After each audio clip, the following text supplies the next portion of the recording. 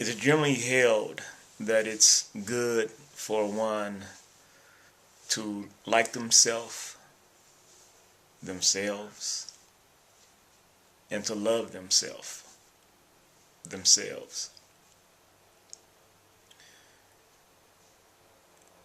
I believe such is held because it's good for good morale. It's good for strengthening of self-worth. It helps to allow one to believe they can do things, accomplish things, um, in times of loneliness. I guess it's good because it allows you to get through those things because you're then happy to be with yourself. You like yourself. You love yourself. Um, and thus you believe ultimately everything will be okay. I believe those are some, and if not all, of what's generally held to be reasons why doing such. It's said that if you don't love yourself, then who will? But of course, as always, we must examine and question in truth. What is the value of you loving yourself, you liking yourself? What is the value if you just do it automatically? If no matter who you are as a person, no matter what you do, that you then still choose to like and love yourself. Quite certain we can look through history. Millions, billions of people who have done such, who have liked and loved themselves. And yet in examining these people of the past, of today, and of the future, we can examine the actions of these people. The actions toward other people. Even towards themselves.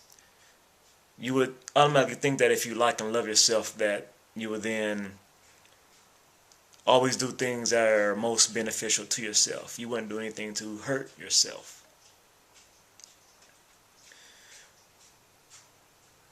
But then, of course, there can be a point where you look totally within yourself, that you become self-centered, centered on the self, and you have no concern about those who are without, who are on the outside of you, those around you, those people, other people of the world.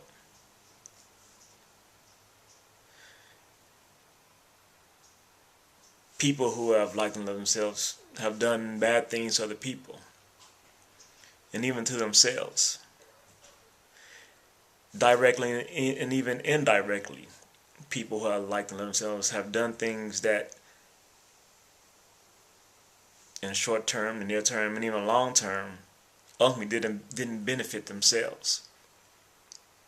I will even hold up an example as those who support capitalism. Because ultimately capitalism isn't really good for you. You might be able to fight your way through it and find your way and be successful or be able to survive. But that is by way of fighting. You fight through the system of capitalism to survive, to live, to obtain things, obtain food, clothing, shelter. So you would support something ultimately that is not for you, that has no true concern about you, because it's not a real thing, and really ultimately it can hurt you without you even trying, without you anything. By nature, matter of fact, by nature, by the very fact, the moment you come into this world, capitalism is hurting you, working against you, because it costs for you to be born. Your parents receive a medical bill. They can pay that or they can't.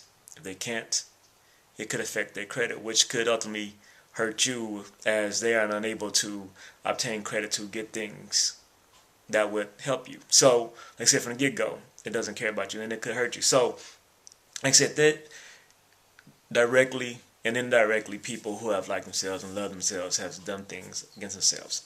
What I want to get to is, why should we like and love ourselves? And ultimately, to truly do such, what does it take? And of course, I'm going to say truth. To truly like ourselves and love ourselves, it starts with truth. That we examine ourselves in truth. We are truthful about ourselves. And that giving love, being that love is truth, we give the truth to ourselves, and then we live our life through truth. To like and love ourselves as a person would mean that we would be worth liking and loving. As anyone else should feel that they should like us and love us, what should be the reason? The true reason is if the person, whether it's someone else or yourself, that you are giving this emotion or action to, liking and loving, is because they have chosen to become one with truth. They have chosen to speak truth, to look for truth, to live truth, to be truth. Truth is God, so to be as God, to bring God to the world. So as one looks in the mirror, if one sees and knows that truth is on our mind, that they are loving truth without a heart, soul, mind, and strength, that the self-centeredness they may have is themselves being centered on truth, that they are living up to the highest standards. They are being the highest standard that can be, which is truth, which is God. So there is a worthiness there of liking and loving. And our likeness and our love can be given to others. Giving love to others is giving truth to others, speaking truth to others, teaching truth to others, so that they too can be truth. So they too can take on that spirit of God.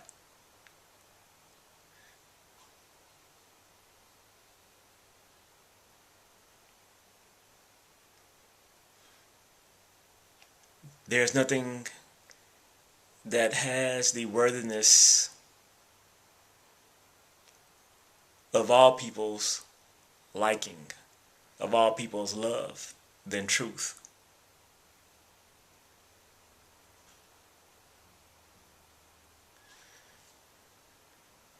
Be truth. Then you can truly love yourself.